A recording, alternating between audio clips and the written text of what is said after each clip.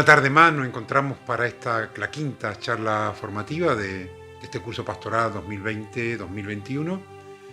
Agradezco a Jesús Televisión, a Juan Carlos y a Isma su generosidad y su profesionalidad, que hace que este vídeo os llegue y hayamos podido en todas circunstancias no dejar este encuentro formativo que tenemos semanalmente. Hemos comenzado un año nuevo, litúrgicamente hablando. Ha terminado el tiempo ordinario con la fiesta, la solemnidad de Cristo Rey del Universo, y comenzábamos ya el domingo pasado con el primer domingo del Adviento. 4 domingos preparatorios a la gran solemnidad de la Navidad. Y el Adviento, que no solamente es preparar la Navidad, sino recordarnos que el Señor va a volver, que está volviendo y que al final de la historia volverá ya de manera definitiva para eso que celebrábamos el día de Jesucristo Rey del Universo, para juzgar a vivos y muertos. Ese encuentro, esa venida, no es una venida terrible, porque si la primera venida del Señor en la Navidad de hace 2000 años fue salvación para esta historia y para esta tierra, su segunda venida, esa que llamamos segunda venida, que será su plena manifestación, no puede contradecirse con la primera. Será también bendición, salvación, redención para toda la historia y para todos los hombres de la historia. Por lo tanto, iniciamos un nuevo año litúrgico en la peregrinación de nuestra vida. Yo entiendo que nuestra vida es como una procesión. Aquí muchos cofrades que siguen este curso. La procesión tiene mucho que ver con nuestra vida, es un itinerario que sale de Dios y a Dios vuelve. Incluso cuando hablamos de una estación de penitencia, es decir, cuando vamos a la iglesia, en definitiva es nuestra existencia. De Dios venimos, a Dios volvemos, y nuestra vida es caminar tras el Señor, al encuentro con el Señor mismo. Bueno, pues esa peregrinación de nuestra vida está acompañada siempre del símbolo del paso a través de la Puerta Santa. Cuando hay un jubileo, cuando hemos peregrinado a Santiago de Compostela, cuando hay algo importante, los jubileos en la iglesia, siempre hay ese gesto de pasar por una puerta que tiene ese sentido, digamos, penitencial, pero también ese sentido gozoso. Hemos entrado por la puerta en la Catedral de Santiago y hemos ido a abrazar al apóstol. Eso tiene, por un lado, ese momento penitencial de reconocer nuestra miseria y también de la alegría de haber conseguido precisamente recorrer el camino. Esa Puerta Santa expresa, por tanto, el salir del pecado y entrar en la gracia. Y hay algo que es muy importante. Lo de la puerta es lo de menos, es lo que significa esa puerta. Y Jesús nos dice: yo soy la puerta, indicando que nadie puede tener acceso al Padre si no es a través suyo. Esta afirmación que Jesús hizo de sí mismo significa que Él solo, y solo Él, es el Salvador enviado por el Padre. Y aquí viene a colación lo que ahora mismo está muy de moda, que cuando hay crisis profunda, cuando el temor atenaza a la gente, cuando el miedo parece que es la atmósfera que respiramos, aparecen salvadores, entre comillas, con minúsculas, pero el único salvador es Jesucristo. Por eso, nada que temer, no nos dejemos agarrar por el miedo, sino justamente descubramos prudentemente en este tiempo de pandemia que el único salvador, que el único camino directo al corazón de Dios es precisamente Jesucristo. Él dirá de sí mismo: no solo yo soy la puerta que tenéis que atravesar para llegar al encuentro con Dios, sino que además también soy el camino, soy la verdad y soy la vida. A Jesucristo le podemos aplicar perfectamente las palabras del Salmo 118. Aquí está la puerta del Señor, por ella entran los justos. Si atravesamos espiritualmente la puerta santa que nos lleva, que puede ser el sacramento de la penitencia, que puede ser esa reconciliación profunda con nosotros mismos, con los demás, que puede ser, digamos, el perdón sin tregua y sin ningún tipo de de, de maquillaje a quien nos ha ofendido y que arruga nuestro corazón. Bueno, pues si hay ese atravesar la puerta que necesitamos, descubriremos que estamos muy necesitados, el mundo está muy necesitado de hombres y mujeres con corazón bueno. Es curioso, lo que más le agrada, o lo que más nos agrada en la catequesis de infancia, con los críos del primer, segundo y tercer ciclo, es que siempre comenzamos la catequesis pidiéndole al Señor que nos dé un corazón bueno. Y reconociendo que no siempre ese corazón nuestro es un corazón bueno. Y por eso inmediatamente después, con el Salmo 50, que es el Salmo Miserere, que se le aplica a David, le pedimos al Señor: oh Señor, crea en mí un corazón puro. Porque David, que es como nosotros, un elegido, un consagrado, un rey, amigo de Dios, dice Dios, refiriéndose a David, David mi amigo. Bueno, pues además de todas esas cosas y todos esos títulos que de verdad David los tiene, David también se asemeja a nosotros y nosotros a él en que es un pecador. Y el pecado de David lo conocéis, es decir, él puso en primera línea de batalla al marido de la mujer al que él quería poseer o se la quería quitar, y entonces la única manera de quitarla del medio es mandar a Urías, el marido de la mujer de la que él se había, encaprichado, a primera línea de batalla. Evidentemente no lo mató, pero murió. Y cuando él se da cuenta de lo terrible del pecado que ha cometido, en vez de esconderse y decir, echarle la culpa al mundo, a los demás, a la historia, qué mala suerte he tenido, él, se deja mirar por Dios y mira a Dios cara a cara, que yo creo que es lo mejor que podemos hacer en nuestra vida cuando nos equivocamos. Y en esa mirada a Dios, él hace esa oración que está recogida en ese bellísimo salmo penitencial que es el Salmo 50.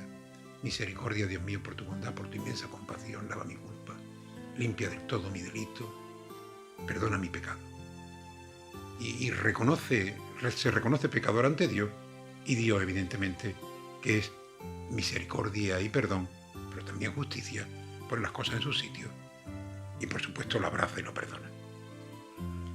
El mundo necesita hombres y mujeres de corazón bueno, y hay una estrecha relación entre el corazón bueno y el tiempo de la Pascua, al que ya llegaremos. Ahora estamos precisamente en la Navidad. La Pascua es curioso porque hay mucha gente, y no está mal, que a la Navidad le llama Pascua. Es la Pascua más chiquita, porque claro, sin Pascua de encarnación, si Jesús no se hubiera encarnado, evidentemente no hubiera podido transmitirnos el Evangelio, no hubiera podido crecer y hacerse un hombre mayor, como veíamos los otros días en la segunda charla, no hubiera podido predicar el Evangelio, evidentemente no lo hubiesen crucificado y por supuesto tampoco hubiese resucitado. Por tanto, la Pascua de Resurrección está estrechamente unida y ligada a la Pascua de la Navidad. Pues bien, la Pascua, esa nueva vida que por la encarnación y la resurrección el Señor nos ha conquistado, está estrechamente relacionada al corazón bueno. Porque la Pascua es paso de la muerte a la vida, de las tinieblas a la luz, del desencanto a la esperanza, del egoísmo al amor. Es, en síntesis, conversión. Y desde ella, desde la conversión, se nos garantiza un corazón bueno. La conversión es consecuencia de esa experiencia del encuentro con el Señor. Yo creo que una de las grandes dificultades que tenemos es que a veces nosotros, los evangelizadores, somos muy moralizantes. Hablamos todo el día y continuamente de lo bueno, de lo malo, y no es que esté mal, pero no provocamos ese deseo de encontrarse con Jesús. Si provocamos ese encuentro, Jesús es el único capaz de convertirnos de verdad. Ni por amenazas, ni por miedo, ni por nada. Porque si es, porque si es por convencer, el vencido pide revancha. No. Si es por idea, las ideas terminan siendo ideología, es por el encuentro personal con Jesucristo lo que provoca la conversión auténtica y verdadera. Por tanto, esa conversión es el resultado del encuentro con Jesús, con el Señor resucitado, con el viviente. Que es que esa es otra. Nosotros no somos los seguidores de un Señor magnífico que hizo cosas extraordinarias, que vivió en un determinado tiempo y nos dejó un testamento y un legado. No. Es parte de la verdad, pero no toda la verdad. Nosotros somos los seguidores de un viviente. Jesús vive. Y sabed, cuando se despide de los discípulos, se despide de nosotros, aquí en la tierra, dice, y sabed que yo estaré con vosotros todos los días, hasta el final del mundo. Por lo tanto, no es alguien que vivió, es el viviente, el eternamente viviente. Y por eso es importante que recordemos la experiencia vivida por los discípulos de Emaús. Ellos se encuentran con el resucitado y eso provoca en ellos una nueva creación. Si os dais cuenta, por el camino no reconocen a Jesús porque sus ojos estaban cerrados. No hay manera de que la alegría de la vida fluya porque su corazón está bloqueado. Y sin embargo, tras encontrarse en ese momento crucial de cuando el Señor hace ademán de seguir adelante y ellos le piden que se quede y al partir el pan les reconocen, pues sus ojos cerrados se convierten en ojos creyentes y su corazón bloqueado se convierten en corazones ardientes. No nos ardía el corazón por el camino mientras el desconocido, que ahora ya está reconocido como Jesús resucitado, no explicaba la Escritura. Pascua es vivir en el Espíritu de Jesús. Es estar con Cristo. Es vivir la vida filial. Jesús siempre nos pone en contacto con el Padre. Y por eso cuando le preguntan hoy que el tema es cómo entramos en contacto con Dios, que es la oración, a través de Jesucristo y por la fuerza del Espíritu Santo, pues Jesús siempre nos dice, cuando recéis, dirigiros al Padre. Él, como no os canséis de pedirle al Padre porque Él siempre os escucha. Es decir, Él siempre, la oración va dirigida al Padre, el intercesor es Jesucristo y el que nos da la luz y el que nos anima a la oración es el Espíritu Santo.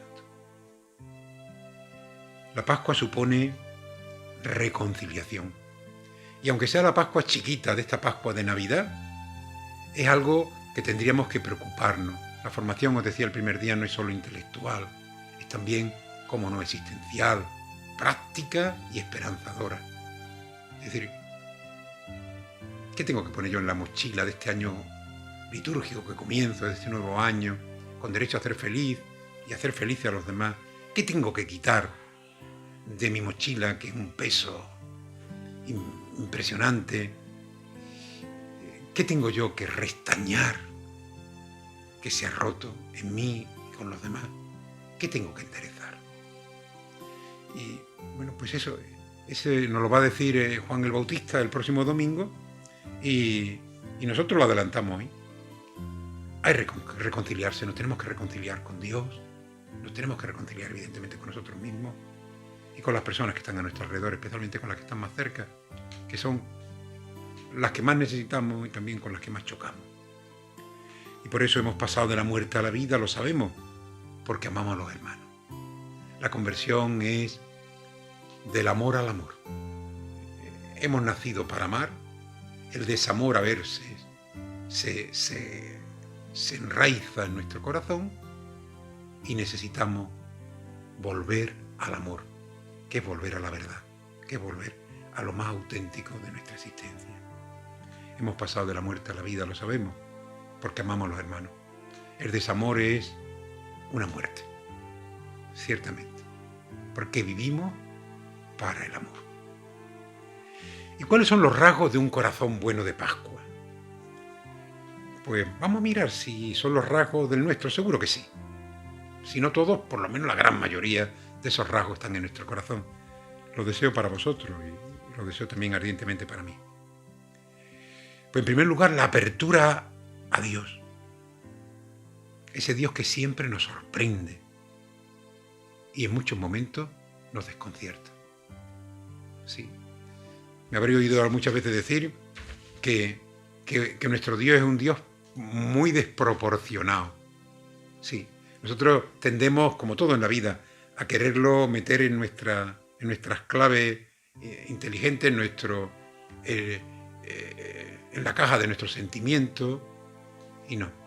Dios nos desconcierta muchas veces y a la vez es digamos, tremendamente desproporcionado.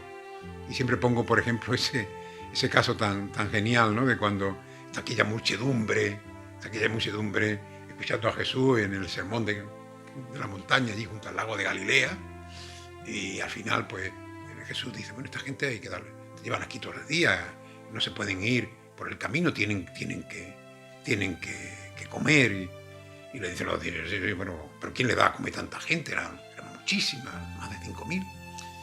Y bueno, aquí no es que tenemos 3 panes, unos pocos de peso, ¿no? Y Jesús le dice, dadle vosotros de comer. Pero ¿cómo le vamos a dar nosotros de comer? Pero si ya hasta ¿a dónde vamos a comprar para tanto? Vosotros dadle de comer.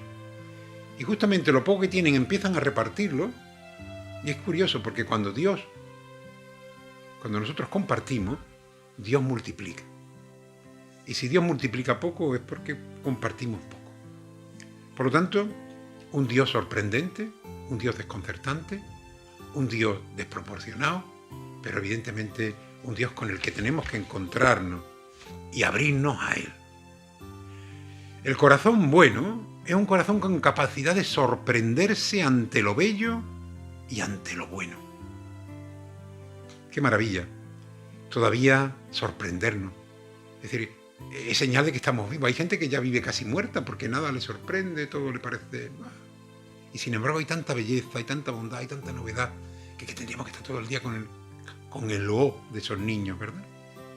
O como aquellos que vivían en el interior y un día llegan al mar y dicen, bueno, madre mía, que esto no lo podía ni pensar, ¿no? Sin perder nunca la paz. Un corazón con capacidad de sorprenderse, que también en los momentos de desconcierto que se dan en la vida, en momentos difíciles, durísimos, ahora de la pandemia nos ha puesto, digamos, a prueba todo nuestro resorte, ese corazón que comunica paz, ya saldremos. El corazón bueno hace de nosotros personas de gestos. Creo que a veces somos más personas de intenciones. Nuestra vida está llena de muy buenos propósitos. Yo siempre también me río mucho, ¿no? Cuando, sobre todo mi hermana, mi amiga, que cuando llega, digamos, la época ya va acerca el verano, empiezan ya con unas dietas, ¿no? Para el bañador, ¿no? Pero vamos, y siempre a principio de año diremos, voy a ir al gimnasio, voy a hacer tal cosa, voy a perder kilos. Nada, todo propósito. Somos más personas de intenciones que de gestos concretos. Hechos concretos y sencillos que podamos, digamos, revisar. Pues mira, me voy a comprometer, en vez de hacer 16 kilómetros cada día, a andar 1 kilómetro. Vale. Me voy a comprometer a colaborar con Cáritas, pero no de la mañana a la noche todos los días. En esto. Los compromisos tienen que ser realizables y revisables. El corazón bueno es un corazón agradecido. Tiene tal experiencia de gratuidad que todo servicio y entrega a los demás les parece poco. Y aquí también está ese texto de Jesús, ¿no? A sus discípulos, que eran también como nosotros muy interesadillos. Señor, que lo hemos dejado todo por ti, Señor, que hemos ayudado a la gente, Señor. Y dice, ¿qué te paró? Cuando al final del día estéis cansadísimos de servir a los demás, estás conmigo. Siervos inútiles somos, no hemos hecho más que lo que teníamos que hacer. Es decir, es tanto lo que recibimos y Dios nos lo da gratis, y aquello que dice San Pablo, por lo que habéis recibido gratis, dadlo vosotros también gratis. Es un corazón alegre que recoge con obediencia la súplica del apóstol San Pablo a la comunidad de Tesalónica. Alegraos en el Señor, os lo repito, estad alegres. Y es un corazón caritativo, con todas las características y concreciones que nos ofrece el capítulo 13 de la primera carta a los Corintios. La caridad, es decir, ese capítulo 13 que se lee mucho en el rito del matrimonio, pero que es todo un proyecto de vida en el amor, para el que se casa y para todos nosotros, porque al final dice San Pablo, si no tengo amor, no soy nada. Si no tengo amor, de nada me sirve. Y es un corazón afectivo, con gesto y palabra. Y es un corazón sanamente inclinable. No somos rígidos ni intocables. ¿Y cómo conseguir ese corazón bueno de Pascua? Pues mirar, San Agustín y Santa Teresa, dos grandes, hablan siempre de la amistad con Dios. Relación con Él, no solo con la idea de Dios. A través del contacto con su palabra en la Escritura, con la oración y la celebración de los sacramentos. Y hacerlo en nuestra propia vida, y no hacerlo en solitario, como veíamos los otros días, sino en solidario, porque formamos parte de una comunidad. Una oración como la de Jesús. Jesús en su vida histórica fue sujeto de la experiencia de Dios. Nuestra experiencia de Dios tiene una profunda y viva raíz evangélica. No es lo que a mí se me ocurre, o lo que yo siento, o lo que yo pienso, sino qué me dice Jesús sobre Dios, qué me ha contado, qué descubro de Dios en el Evangelio, que es, digamos, el rostro del corazón de Dios, ese rostro humano, esas manos humanas, esos ojos humanos, porque en Jesucristo y en su Evangelio se transparenta el rostro de Dios. Y no hay nada en la Biblia que revele mejor la importancia y la necesidad que tenemos de orar que el lugar que ocupa en la vida de Jesús. Jesús, Él, que es el Hijo de Dios, ora con frecuencia. Se va a la montaña, se aísla a veces incluso cuando todo el mundo lo está buscando, Él se retira porque necesita, digamos, rehacerse y encontrarse con el Padre. Y sería un error mayúsculo reducir la oración de Jesús a un deseo de intimidad silenciosa con su Padre. No. Su oración atañe a su propia misión o a la educación de los discípulos. A mí me hace poderosamente la atención, me llama mucho la atención a veces cómo nosotros cristianos tomamos decisiones que afectan a nuestra vida y a la vida de otros, que todavía mucho más, sin apenas meditarlo, sin un momento de oración pacífica y silenciosa, sin ver lo que el Jesús en la palabra de Dios sobre ese tema nos ofrece. Así no va. Bueno, pues algunos de esos momentos en que Jesús ora, porque es el mejor ejemplo de que hace falta orar, porque si Él ora, los discípulos no vamos a ser menos, ni más que el Maestro. Ora antes de elegir a los apóstoles. Reza en el momento de la transfiguración. Reza antes de enseñarle la oración de las oraciones a sus discípulos, el Padre Nuestro. Y vemos también a Jesús orando insistente y con todas sus ganas, cuando la pasión es inminente. Y a propósito de la oración, hay algo que quería deciros. No hay que tener todo arreglado y todo perfecto y ser ya y en gracia absoluta para dirigirnos a Dios. Uno va y se pone delante de Dios como está. A veces con la esperanza por los suelos, a veces con pecado hasta la coronilla.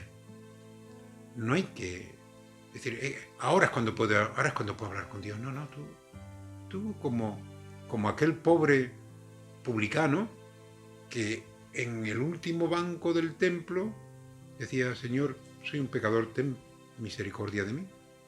Y a veces que somos un poco fariseos, queremos ir ahí adelante de Dios y decirle, Señor, ya sabes qué hecho soy, fenómeno. Pues dice el Evangelio que aquel no salió justificado y el pobrecillo de la puerta sí. Es decir, que no hay que estar todo perfecto, es decir, a Dios vamos como estamos. Y Él es el que nos reconstruye, Él el que nos perdona, Él el que nos invita, digamos, a volver, digamos, a la casa como al hijo pródigo. Él el que nos tira de las orejas y como el hijo mayor no aceptamos al pecador arrepentido que vuelve a casa, etcétera, etcétera. Y en ese momento inminente de la pasión, Jesús ora y su oración es ejemplo de cómo tiene que ser nuestra oración. La oración de Jesús es siempre filial. Abba, Padre. La oración es siempre de un hijo a su padre. La oración es una oración segura. Sabemos delante de quién estamos. Nosotros tenemos dudas de todos los colores, frágiles y vulnerables, pero Él es el Señor. Y a Él, cuando le rezamos, le reconocemos. Todo te es posible. Tercero, la oración también manifiesta que estamos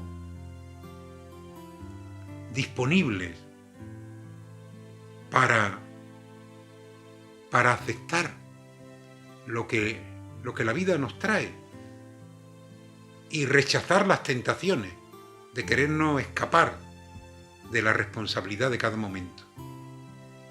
Pero Señor, que no se haga lo que yo quiero, sino lo que quieres tú. Y curiosamente, la resurrección es la respuesta del Padre Dios a esa oración de Jesús en el huerto de los olivos. Lo recoge bellísimamente el capítulo 5 de la carta a los Hebreos. Jesús se dirigió al Padre con lágrimas, al que podía librarlo de la muerte, y fue escuchado por su actitud reverente, y sufriendo aprendió a obedecer. Es decir, es que somos tan yo que aceptar obedecer a Dios es romper con el yo para entrar en nosotros y para que tome parte en nuestra vida Dios y su voluntad, que no lo que yo quiero, sino lo que quieres tú. Y en otro momento particularmente bello, es impresionante la oración de Jesús al Padre en la última cena, en la sobremesa, después que ya ha cenado con los discípulos, ya sabe que la pasión es dentro de un rato, y Jesús se sincera con ellos, se abre del todo. Es una oración bellísima. En el capítulo 17 de San Juan lo encontráis. En ese momento Jesús alaba al Padre, le pide por sus discípulos. Es una oración de gratitud, es una oración llena de cariño, de cercanía, es una oración tremendamente encarnada. Entonces, ¿por qué es tan importante orar? Que, como sabéis, es el último bloque del catecismo que el que nos va a servir, nos está sirviendo de guía para estas charlas formativas. Bueno, pues ¿por qué es tan importante orar? Porque la oración es una forma normal, no la única, de ponernos en contacto con Dios. Qué bonito aquello que le dice Dios a Abraham y que nos dice a nosotros: vive en mi presencia. Y eso de vivir en la presencia de Dios, el Papa Francisco lo traduce de una manera muy, muy sencilla. En uno de esos encuentros con la gente, una mamá, me parece que lo contó alguna vez, una mamá le preguntó: Santo Padre, yo quiero rezar, pero tengo muchos hijos, muchas tareas, y cuando ya me puedo serenar un poco, pues a última hora del día, me siento un momento y me quedo dormida. Y el Papa le dijo: mira, rezas durmiendo, porque rezar es dejarte mirar por Dios. Dejarte mirar por Dios. Bueno, pues Dios te ve dormida.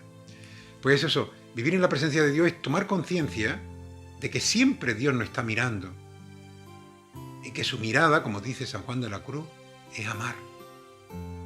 Bueno, pues si Dios me mira, tomar conciencia de que me mira es precisamente orar.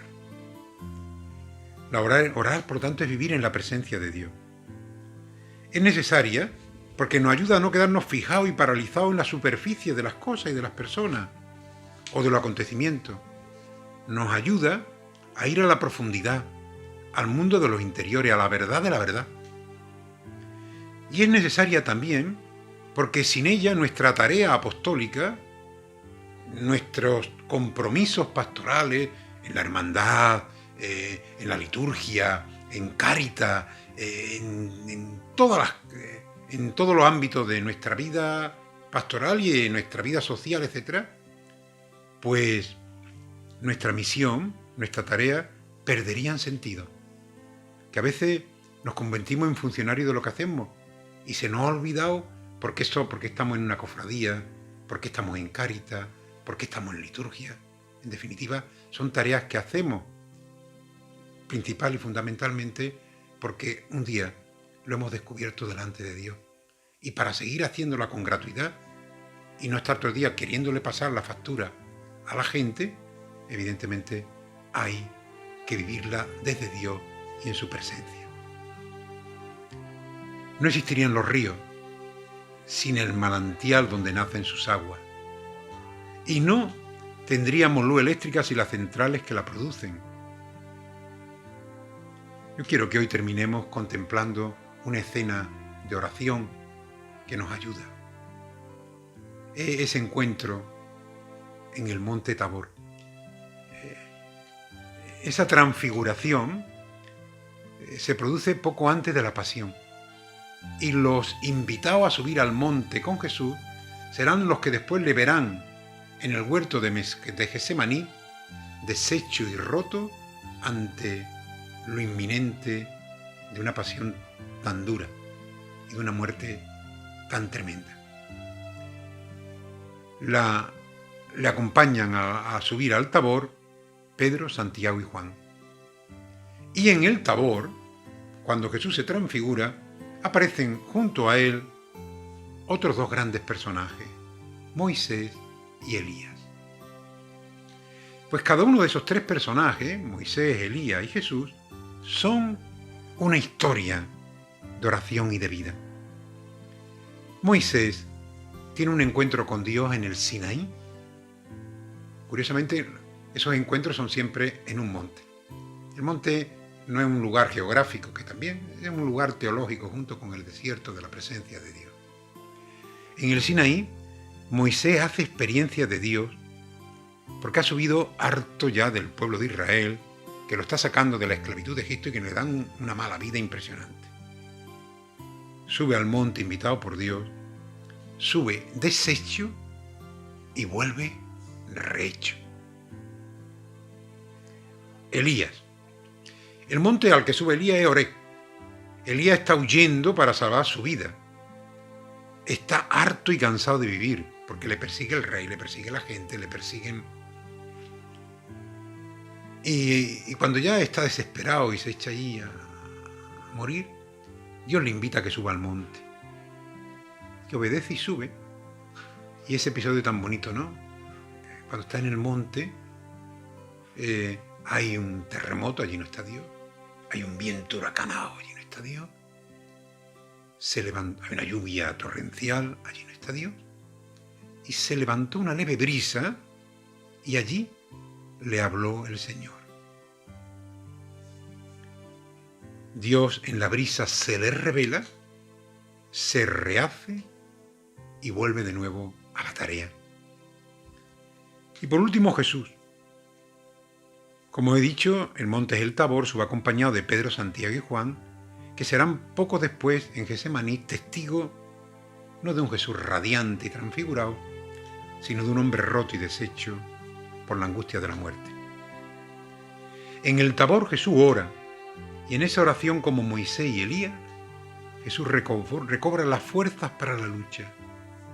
Renovado ve más claro y se siente capaz de tirar hacia adelante, de ponerla directa a Jerusalén, donde va a morir, como murieron los profetas.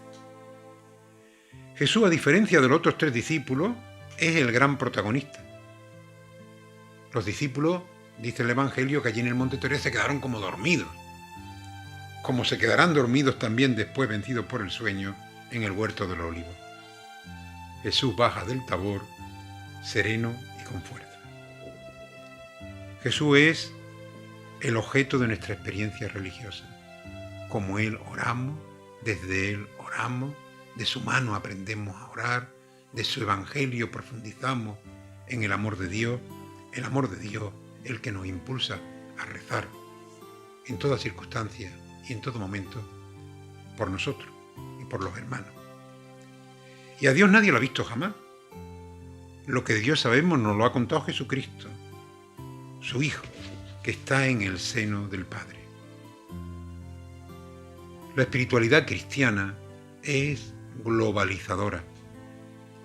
Es poder llegar a tener y a vivir una nueva sabiduría. Es conseguir y revestirnos de unos nuevos sentimientos, como los de Cristo. Es una espiritualidad que cambia el sentido y la redacción de las preguntas. Mirad, habremos aprendido a ser cristianos el día en que le demos vuelta a la pregunta más grande que nos hacemos y que si el Evangelio entra en nuestro corazón, le vamos a cambiar el sentido. Normalmente la gran pregunta de nuestra vida es ¿qué quiero yo?